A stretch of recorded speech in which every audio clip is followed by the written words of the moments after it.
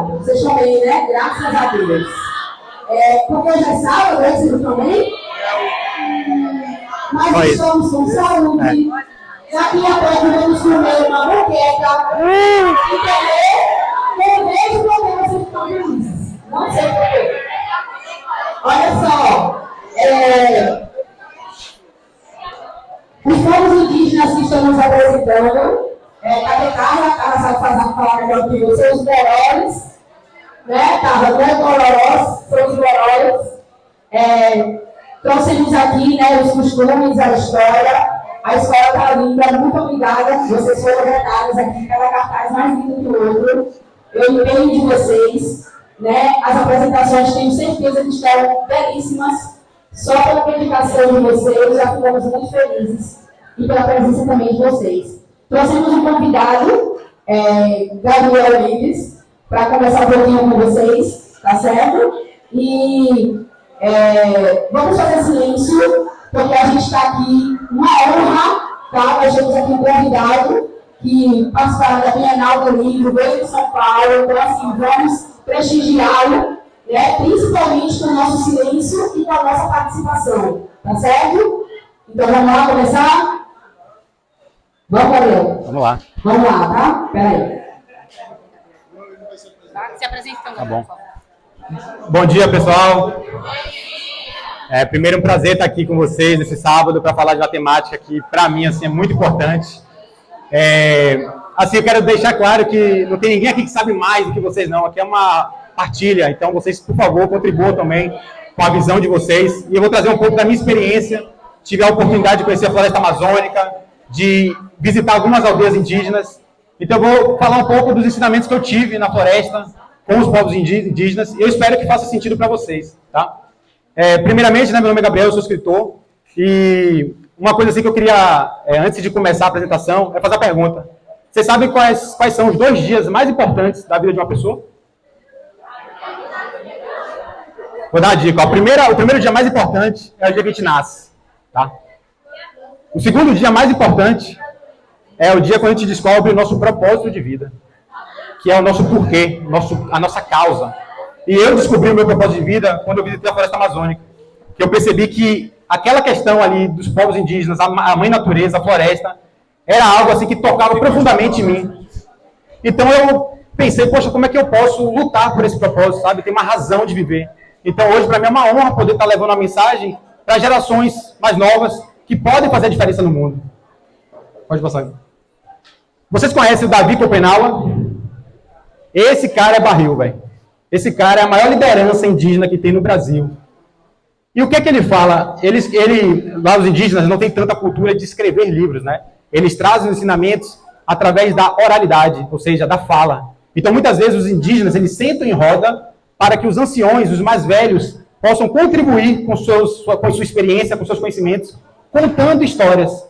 E a roda também é uma forma de proteção, porque quando você está em roda com seus parentes ali na aldeia, na floresta, é uma forma de cada um estar vigiando as costas dos seus parentes, para evitar o ataque de uma onça, de um caçador, de um garimpeiro. Então, a roda tem esse significado simbólico. Né? Se a gente pudesse fazer uma roda, seria muito bom, mas hoje está apertado. Mas isso já é uma coisa que os indígenas trazem, né? Contar histórias, fazer rodas.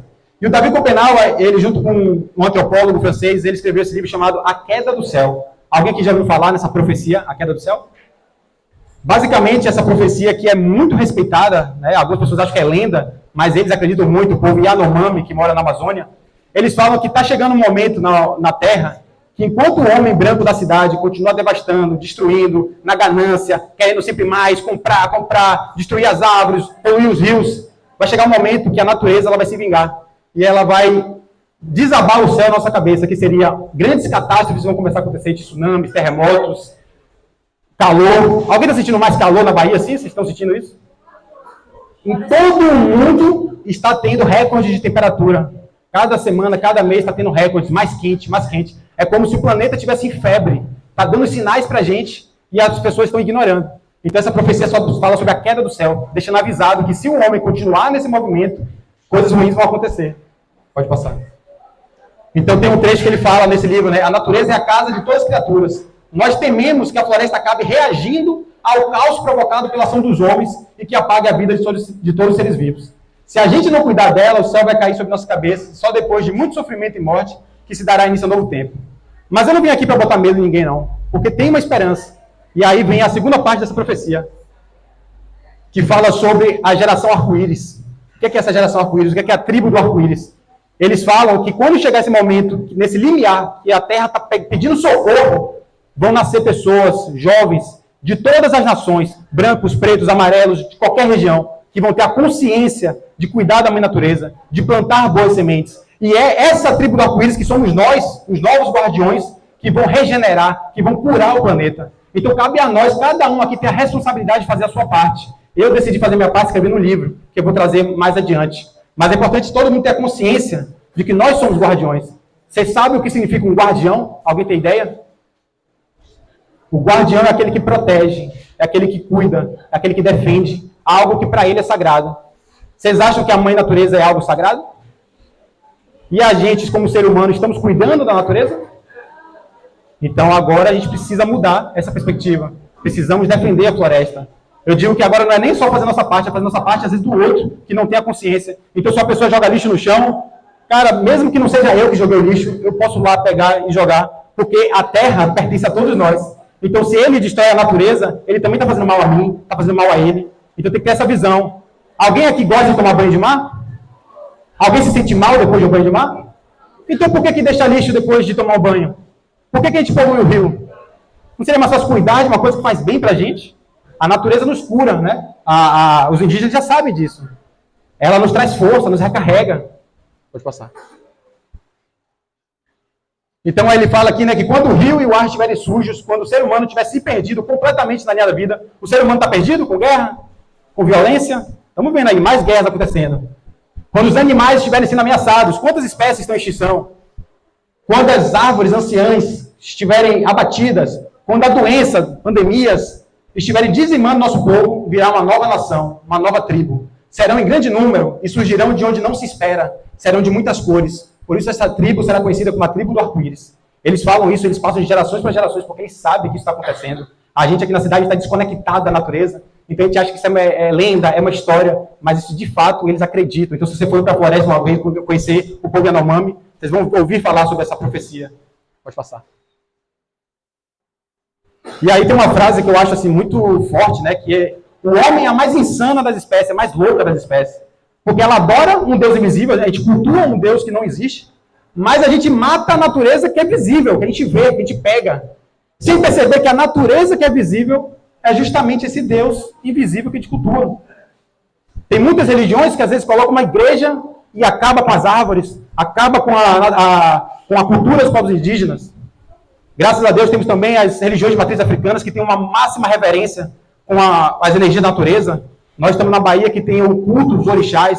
Os orixás nada mais são do que forças da natureza. Oxóssi é a mata, Oxum é os rios, água doce, Iemanjá, água do mar. Então é uma forma de a gente se conectar com essas energias através dessas entidades.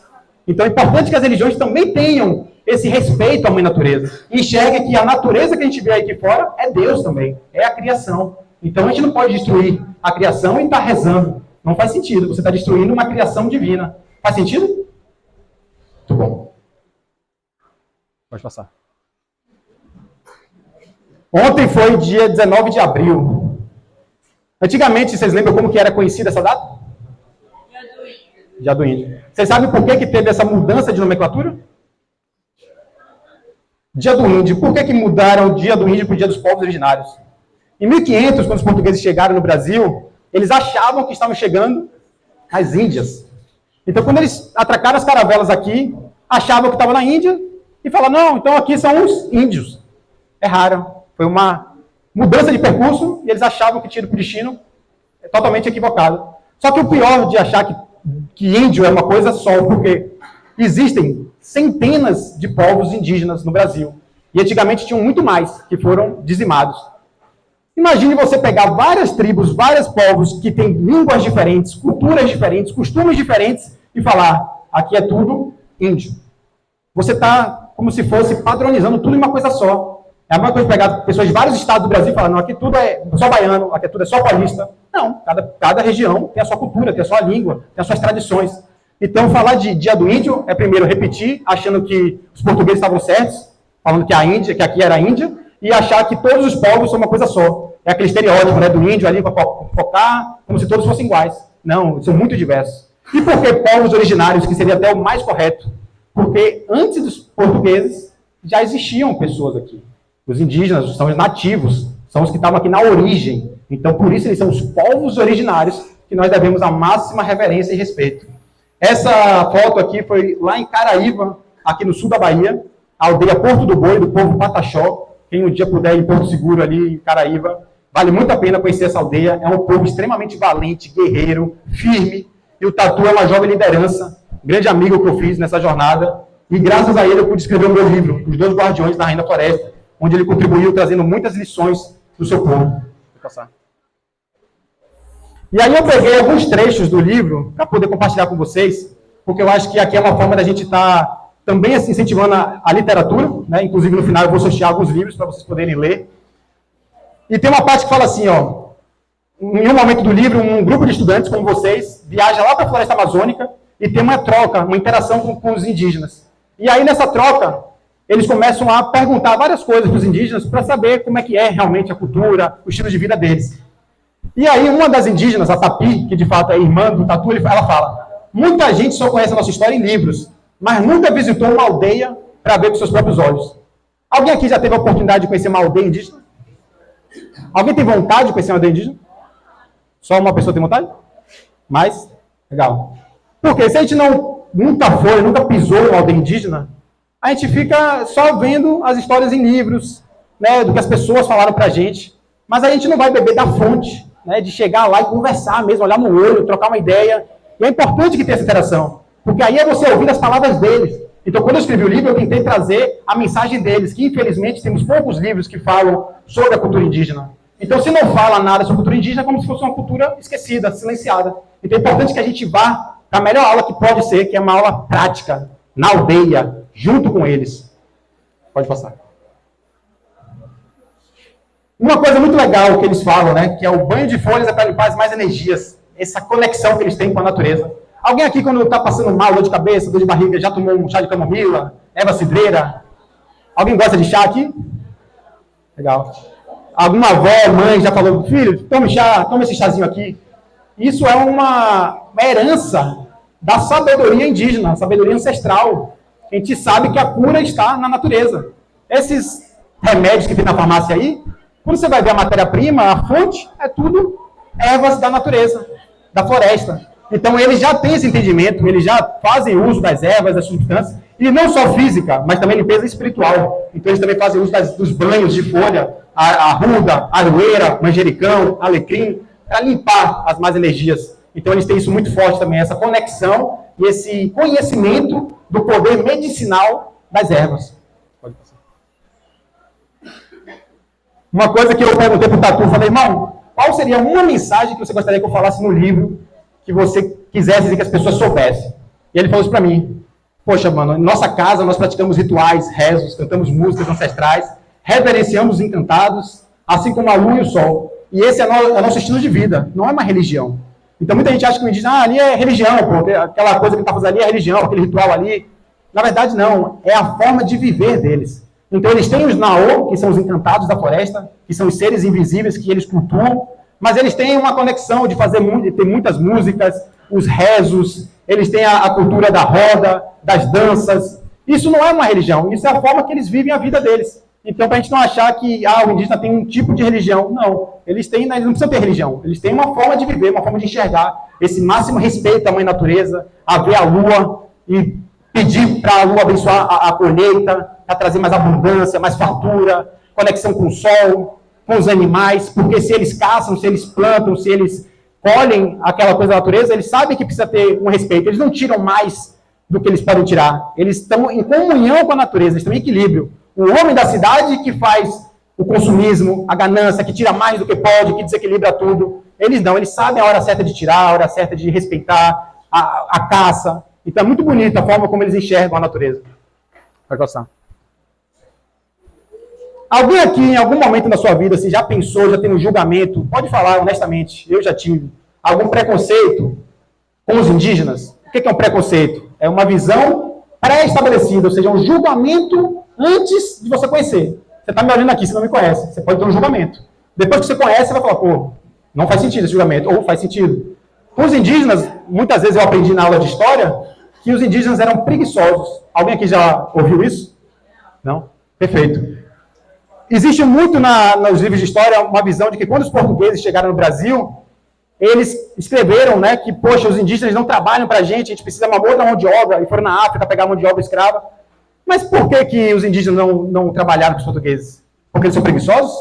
Aí eu faço a provocação com vocês. Imagine que vocês estão aqui na casa de vocês, eu chego lá de Portugal e falo, galera, é o seguinte, a partir desse momento, vocês vão trabalhar para mim, vocês vão ser meus escravos. Vocês vão obedecer? Claro que não. Vocês vão resistir, vocês vão lutar, vocês vão batalhar, vocês vão se defender. Então, se eu chego e falo para eles, não, eles são preguiçosos, mentira. Porque os indígenas não resistiram a essa dominação, essa opressão, eles não aceitavam. Então, não são preguiçosos. Eles só não vão aceitar essa dominação. Então, isso é um preconceito que vale a pena a gente desconstruir. Pode passar aí. Isso aqui é uma coisa que eu vejo muita gente também repetindo, né? Às vezes você vê um indígena, sei lá, com iPhone, com celular, com uma roupa normal assim, e fala, pô, esse cara aí não é índio não, pô, esse aí não é índio de verdade não. Por que é um índio de verdade? Então tem um texto do livro que eu falo, que uma estudante da cidade chega na aldeia e fala, eu sempre achei que vocês não tinham roupa, celular ou essas coisas da cidade, mas eu vi que vocês aqui são bem diferentes dos indígenas que eu via nas imagens dos livros. Vocês são índios de verdade mesmo? A gente, quanto pessoas que moram na cidade, nós usamos as mesmas roupas desde 1500?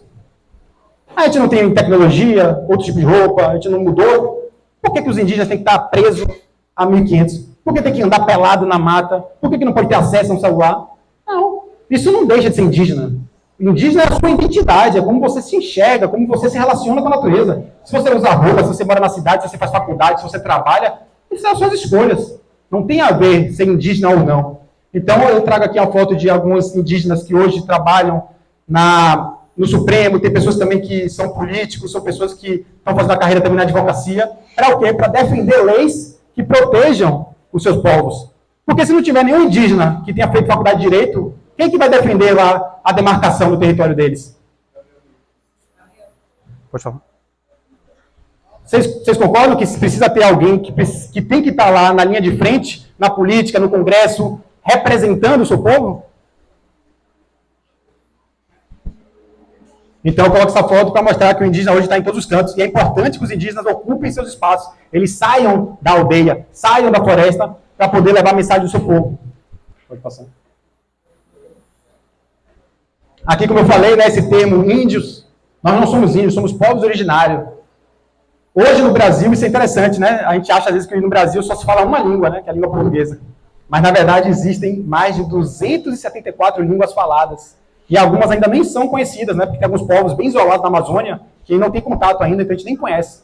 Mas já existem mais de 200. E antigamente eram 600 línguas. Infelizmente, foi o maior genocídio que já aconteceu. Foi o genocídio com os povos indígenas. Então muitas línguas foram perdidas, muitos povos foram dizimados.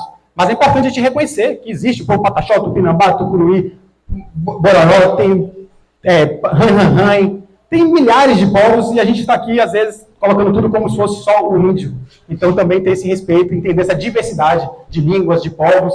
E esses são os povos indígenas, povos originários, não só o índio. E aqui é mais uma chamada à atenção, né? Que eles falam muito que se os poderosos, né, que são essas grandes empresas, o homem da cidade, continuar nessa ideia do lucro a todo instante, de comprar, de fazer, da ganância, se continuarmos, né, avançando e poluindo os rios, nós não teremos mais peixe para pescar, né, para alimentar o nosso povo, não vai ter mais casa para morar. Né, o povo Pataxó, que eu tive a oportunidade de conhecer lá em Caraíba, eles têm uma história muito triste, né, que é o chamado Fogo de 51, que foi um grande incêndio que os fazendeiros colocaram na aldeia deles e mataram centenas de anciões, de jovens, quase dizimaram o povo deles. Né? Então é uma coisa que é uma memória muito sofrida que eles compartilham. Até hoje, o Tatu às vezes me manda mensagem aí no WhatsApp, pô, guerreiro, acabou de ter um assassinato aqui, acabaram de invadir nossas terras, garimpeiros, fazendeiros, às vezes até a polícia também chega e dá tiro. Então, assim, é uma coisa que acontece até hoje, não é que está no passado. Então, cabe a nós também lutarmos junto com os indígenas em defesa da mãe natureza, porque os indígenas hoje, o território que tem indígena, que é demarcado, são as únicas áreas que não tem desmatamento. Então, eles são guardiões, eles protegem. Se chega alguém tentando desmatar, eles vão lá e defendem. Mas se a gente deixa a luta só com eles, é como se a gente achasse que a responsabilidade de proteger a natureza é só deles. Mas é só deles a responsabilidade? Ou é nossa também? Então, a gente precisa fazer a nossa parte, precisa, no mínimo, apoiar, se engajar na causa, fazer, de alguma forma, uma contribuição, entender a luta que eles estão travando no dia a dia, porque tem muito sangue derramado. Aqui, também em Itaparica, teve muito sangue indígena derramado, na Bahia inteira tem muito sangue indígena derramado. Então, é importante que a gente tenha essa sensibilidade de entender que a gente precisa estar junto com eles, não permitir que esse genocídio continue acontecendo. E aí eu digo, né, que essa foi a melhor aula de história da minha vida, porque eu aprendi muitas coisas na sala de aula, que depois eu percebi que não era bem assim. Então eu tive essa oportunidade de conhecer a floresta amazônica, aquela imensidão daquela natureza maravilhosa. Também ter contato lá com o Tatu e com o Biraí, Tapi e outros parentes também do povo Pataxó. E foi lá que eu tive esse contato mais próximo para poder hoje estar falando com vocês. Eu não sei muito não, mas eu estou aprendendo um pouquinho e esse pouquinho eu estou compartilhando. Então é muito importante que a gente tenha só a curiosidade de chegar numa aldeia, de trocar uma ideia, de se permitir, não ter preconceitos, né? Tentar entender realmente a vida, a cultura, o seu pensamento. Então essa foi algumas fotos que eu tive lá na aldeia quando eu estava escrevendo o livro. Eu fiz questão de gravar as aulas que eles davam, né? As partilhas que eles faziam, as histórias que eles contavam, para eu poder escrever o meu livro. Pode passar. E aí eu faço uma provocação com vocês, né? Qual semente você quer plantar no mundo? Eu encontrei, através de um talento que eu considero que eu tenho, que é com a escrita, eu amo escrever. Falei, poxa, se eu estou engajado com esse propósito da natureza, dos povos indígenas, será que eu tenho alguma forma de contribuir com a luta deles? Na minha visão, a minha forma de contribuir era escrever um livro que pudesse trazer essa consciência ecológica, essa sementezinha. Mas às vezes você tem um talento para uma música, pode escrever uma música. Você tem um talento para fazer algum trabalho social, pode se engajar com os animais, com a floresta. Cada um tem a sua forma de contribuir para essa causa. É bom que cada um reconheça onde que pode estar trazendo ali seu talento para estar junto e plantando boas sementes. Aí foi um dia que os livros chegaram na aldeia, eles vendem os livros lá, também tem uma forma de estar criando uma fonte de renda para eles também poderem sobreviver. Parte da renda do livro também é destinada a essa aldeia Porto do Bom, em Caraíba. Então, quem puder ter a oportunidade de conhecer, acho que é uma experiência incrível, divisora de águas na nossa vida. Pode passar. E aí, já finalizando aqui, eu queria dizer que quem tiver a oportunidade, eu vou estar em Salvador também na Bienal do Livro, que é o maior evento literário que tem na Bahia, no dia 26 de abril, 1º de maio. Então, quem quiser se conectar mais com essa causa indígena, quem quiser me seguir também no Instagram, realmente essa é uma coisa que eu faço com muito prazer, com muita honra, porque eu sinto que a gente precisa, de fato, lutar esse bom combate, estar junto com os povos originários. Então, vou estar sorteando agora assim, 4 livros e muito obrigado pela atenção de vocês. Espero que tenham contribuído de alguma forma no seu aprendizado. Obrigado.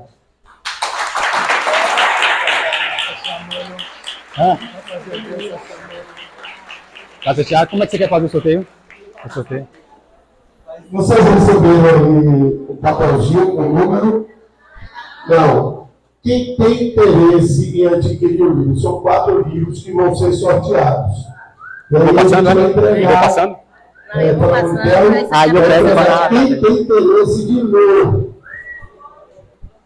Professor pode, Gabriel? Eu sou de alunos. Quem quiser, pode. Quem quiser, professor pode, Gabriel. Vai rolar uma dedicatória também, né, Gabriel? Pode ser, escreve. Vai rolar uma dedicatória também. Quem tem interesse em ler, para não tirar da pessoa que tem interesse em ler, né? Tirar a oportunidade de quem tem interesse. Ela está passando já ali. Assim, Gabriel, eu tenho a dança chamando. Eu sei que você dança. Aí não. Tem a dança chamando, não tem, cara. Eu vi no vídeo. Aí só na fogueira, pô. Gabriel disse que tinha que ter fogueira e roda. Para dança chamando. Gente, Gabriel vai ficar aqui para ver algumas apresentações. Assim que terminar o sorteio, eu quero ver algumas apresentações de vocês. E depois, nós vamos para a biblioteca, que a gente entrou em contato com a biblioteca, vai estar na biblioteca. Jutaína, biblioteca. Eu tenho que ler, Jutaína, Juraci Magalhães. Vai estar o livro lá também, a gente vai deixar o livro lá. A gente vai deixar o livro lá, ter a oportunidade de ganhar. Mas pode entrar em contato, né, Gabriel? Sim. Eu botei a mensageira do Instagram. Aí, é Gabriel Mensageiro, Instagram.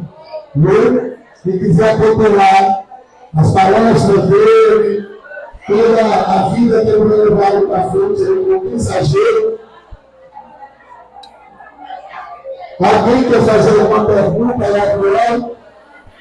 Levanta o dedo, se não escreve, já que você, se não quiser, pode fazer enquanto ele está fazendo o sorteio, pode pegar o papelzinho aqui para fazer perguntas a Gabriel. Pode, claro. Porque se eu não ver, eu vou fazer pergunta, Gabriel. Bom dia, gente. Primeiramente, agradecer a Gabriel pela contribuição, desejar sucesso, desejar muito entrada na vida dele. E a pergunta é, Gabriel, o que é que marcou a sua vida durante esses anos de pesquisa, do contato com os corredores de mãos alternativos? O que é que mais te marcou, te chamou sua atenção? O que vai ficar, o que você vai levar para a sua existência como ensinamento? Essa é uma excelente pergunta, né? Porque acho que foram muitos ensinamentos, muitos aprendizados. Eu acho que a conexão com a mãe natureza é a principal, porque a forma como eles enxergam a natureza é muito diferente da gente. A gente olha assim uma árvore e parece que é um poste, né? A gente ignora que é um ser vivo ali. Mas uma coisa muito bonita que eles têm também é essa conexão com a ancestralidade. Então lá eles falam, né, que como não tem tanto livro, então os anciões vão passando seus conhecimentos de geração para geração. Quando um ancião morre, é como se um livro tivesse fechado, você perdeu aquele conhecimento. Então essa reverência à ancestralidade, né, aos que vieram antes, os antepassados, é muito forte isso, sabe? Então isso é uma coisa que eu trago para mim também. Valorização da cultura, a honra aos que vieram antes, os ancestrais, isso é muito importante.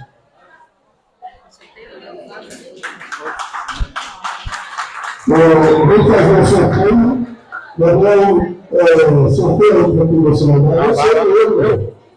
Cada um tira um aqui, pô. Tira um. São 4 só. Eu trouxe 5 livros. E aí ele vai levar um para a biblioteca e 4 para vocês sorteados aqui. Pode falar já? Pode. Vai lá. 85. Você? Parabéns, tá certo? Aí, Davon.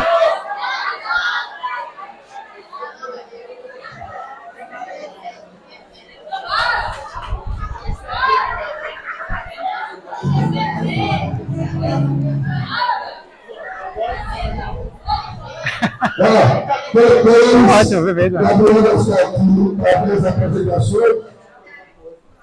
Desculpa. E aí você pode dar para ela ali, viu? Para escrever toda a mensagenzinha lá no livro. Para ficar original para você da apresentação. Vamos nessa. Vamos ver esse livro. Por favor. Sim. 48. Passou. 70. Evelyn. Parabéns, Evelyn. Evelyn, tira foto, Evelyn. Sou Evelyn.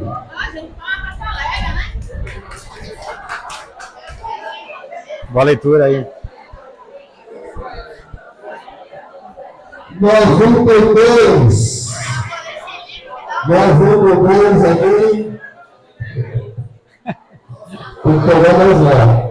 Pegamos 2. Mais um, é mais 2. 2. Mais 2.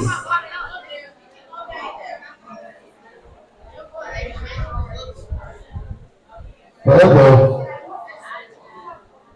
97. Sacola, estou pedindo para sair daqui. Eu estou saindo no número alto. Ah, caiu um aí, ó. 88. Passa.